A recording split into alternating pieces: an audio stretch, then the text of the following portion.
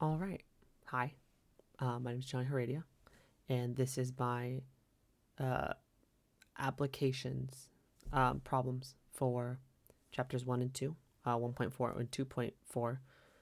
I chose two problems, one with force vectors and another with economic, I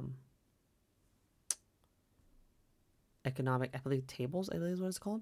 But yeah, so I don't want to waste any time, so let's get started. So I mostly have my iPad here, which you can see on the big screen. That's how I want to present this. This is how I would present it to any person. But let's begin. So with the force vectors, it is 1.4.13, and it's a painting with a mass of 15 kilograms is suspended by two wires from hooks on the ceiling. If the wires have lengths of 15 centimeters and 20 centimeters, and the distance between the hooks is 25 centimeters, find the tension of each wire. I know it says a tension on the text there. That was my misspell right before doing this. So if we just take a moment to just look at the picture here, we notice that there is. So we draw it out, and we have the art picture, beautiful art canvas with the weight displayed on it, 15 kilograms. We then have the ceiling where the picture is being hung by, and it has the 25 centimeter gap. It also has, and actually I can probably do this. Yes. Okay. So we have the 25 centimeter gap. We have the 20 centimeter string here and the 15 centimeter string there. And I got it to as close as possible so we can understand that how this is going to look, right? So the question we're asking is, what's the tension in each string? In order to do that, we have to find the angles, and I call them theta 1 and theta 2 here. You see them right there as I point to them. And how we do that is we understand SOHCAHTOA, and I thought the best way to do it would be using tangent, or the inverse tangent, really.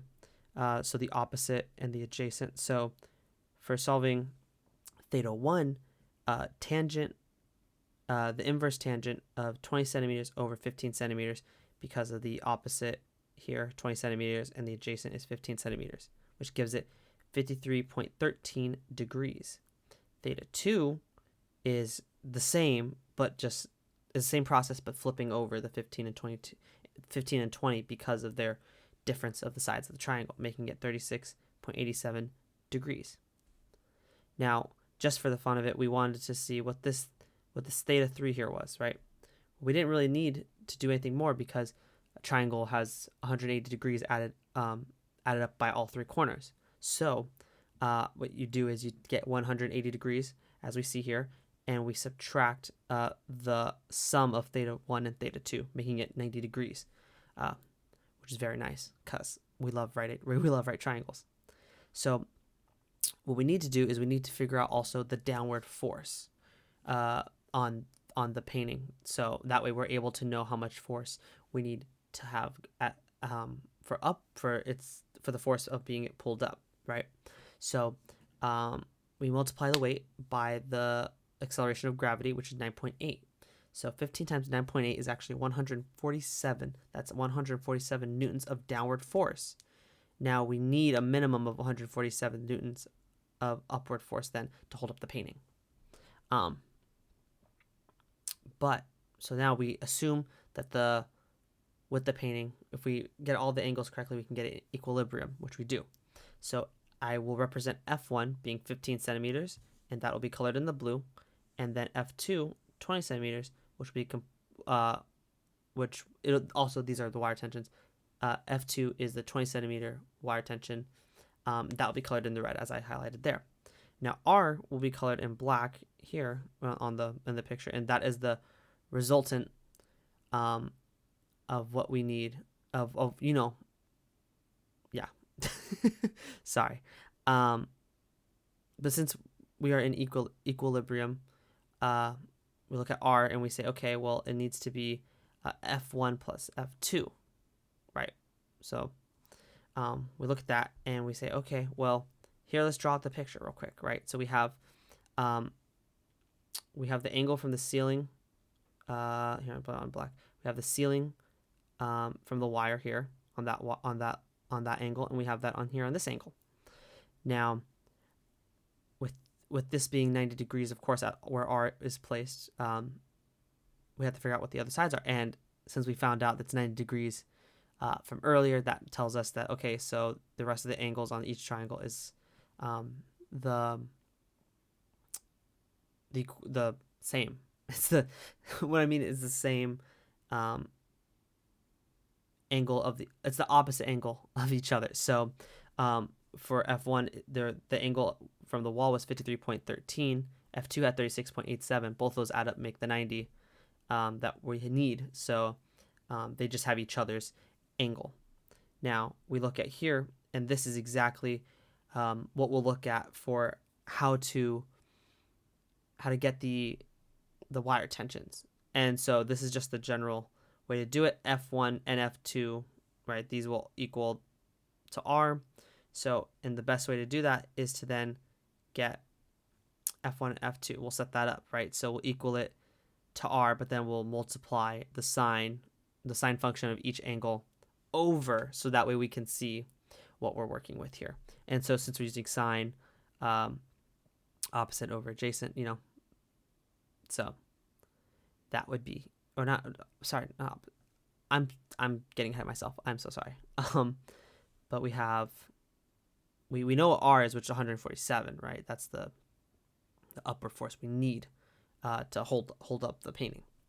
So we take that and we multiply it by the sine of the angle that we're working with. For F1, it is the 53.13, and for F2, it's the 36.87. And you'll notice here that for F1, is from, I'm going to do it real quick, is from here to here. That is the angle we're working with. And for F2, it is the angle here to here. Now I just want to erase that real quick. But so we do our math and we end up getting roughly, because you have to round it, 117.6 newtons for F1's tension, which is the, I believe, 15 centimeter wire tension, and F2 being the 20 centimeter wire tension, 88.2 newtons. And if we look in the textbook, it does end up being that answer, which is perfect, because that was my fear. So I wanted to double check, and I went in the textbook, and I was right, and I was very happy. I love math. But then we now have our second problem. Let me scroll there real quick. And it is 2.4.26. So problem 26 of 2.4. And so, sorry, I want to make sure I have a good enough voice for this. So 4 neighbors, each with a vegetable garden, agree to share their produce. One will grow beans, B. One will grow lettuce, L. One will grow tomatoes, T. And one will grow zucchini, Z. What prices should the neighbors charge for their crops, and if each person is to break even and the lowest priced crop has a value of $50? So they provide us a table here, and I see it as a producer and consumer. I like to think of it as income and expense. It's just a little bit easier for me to comprehend.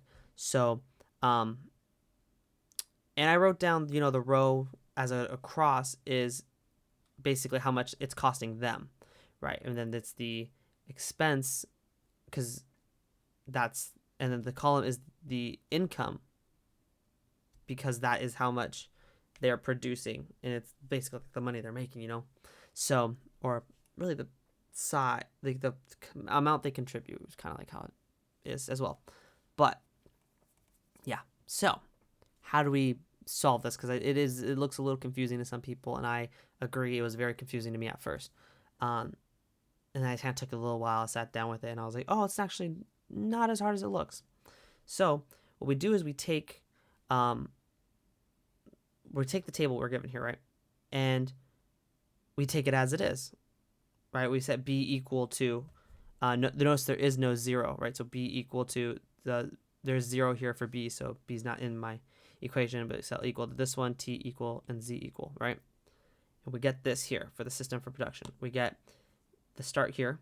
This is the table as it is, B equal to, L equal to, T equal to, and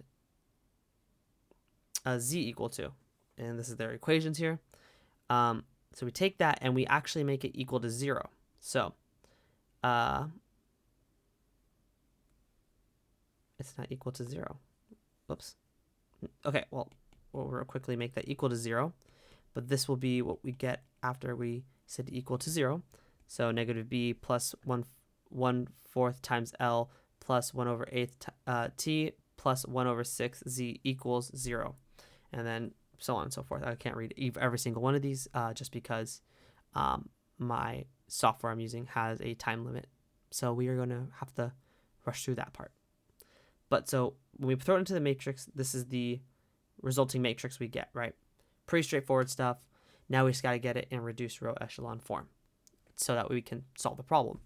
So what we first do is we multiply -1 to R1 so that way we can get that 1 to be a positive, and we subtract from R2 1/2 of R1 so that way we can get that first value zeroed out, and then that is what your matrix will be. Notice how quickly we've already changed a little bit. That is very important for some people to recognize. So now we look at the next portion we've done here, and we'll see that what we need to do is we need to take R3 and subtract it by 1/4 of R1, and take R4 and subtract 1/4 of R1, right? 1/4 times R1, so that way makes it the same value to make it zeroed out, right? So we notice it gets zeroed out, and some of our values change again. So now we have to do is we have to make R2 a 1, right? We want to make that second row a value of 1, so that way we can start getting, we start checking our box here. Okay, a 1, and then a zeros, and then 1s, so that way we can have the nice, sweet triangle that we always love to have in class. So how we do that is by multiplying -8/5 to R2. And then our values quickly change to this beautiful matrix over here. And we'll real quickly move across down here. It took me a lot of space, not gonna lie to you.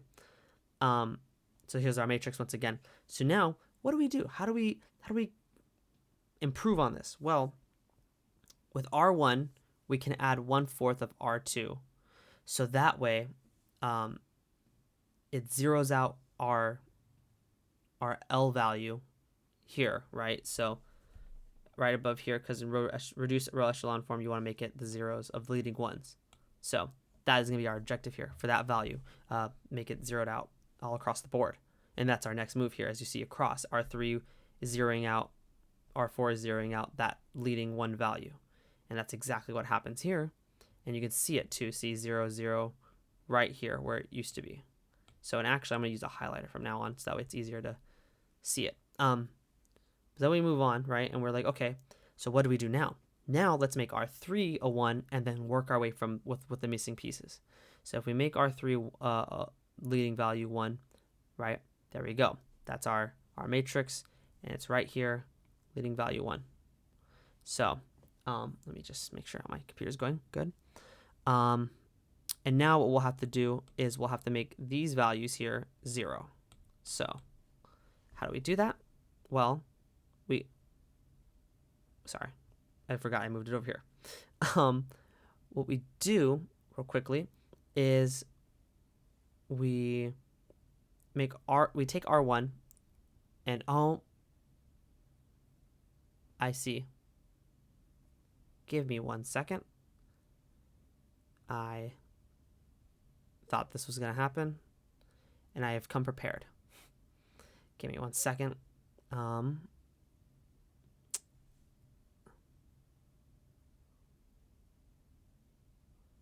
Okay, let's see if it'll work now.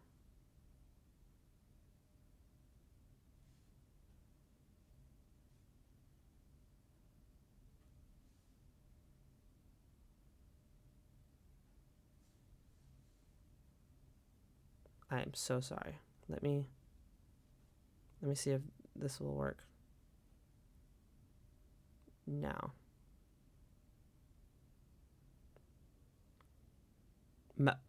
I'm having just a slight computer problem. Here we go. There it is. Okay, so what we do is we take R1 and we add 1/4 of R3, right? Because it's already the one value. And that's basically what we do. We take what we see here as the leading values, and we multiply our third row here by that value, and then, or the opposite of that value, to then counteract and make it zeroed out. So it works out in our favor. So we move along, right? So it's R2 plus 1/2 of R3, R4 minus 5/16 times R3. And so we go over here and we notice, whoa, once again, zeroed out right here. Perfect. Love it. Because now, as you can see, that beautiful straight line be built once again, right? And as it so happens, we have zeroed out our values. I didn't write the last line as zeros. That was an accident. That should not be there. We're going to fix that real quickly because we can. Right there. 0, 0, 0, 0. Sometimes even the greatest mathematicians make mistakes. I am not one of the greatest, but I think I'm pretty good. So we look at our matrix value here, right? And we go, okay, so what is this? So if we look at the bottom here, we notice that Z has a free value, right? So Z is up for grabs, basically. And what we're going to do is we're going to do the following, actually, which we're going to zoom past that real quick because I don't want you to see that yet. But if we look here, we have B equals to 2/3Z. Oh, is it? It's a little behind. I apologize. It's loading.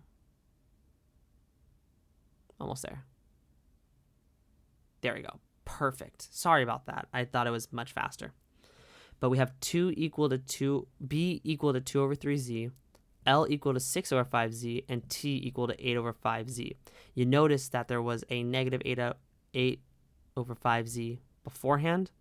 Well, that's pretty much what happened. We were using Z all over again. So that way this works out. And so real quickly, let me just, because all that was left was the B values. If we take a look here, only thing left was Z. The Z values were all that was left. As soon as this thing catches up, I apologize. The thing is supposed to be much, much faster. Here we go. So you notice that all those Z values are all that's left, and we're going to use these to our advantage. So we flipped it over, and then,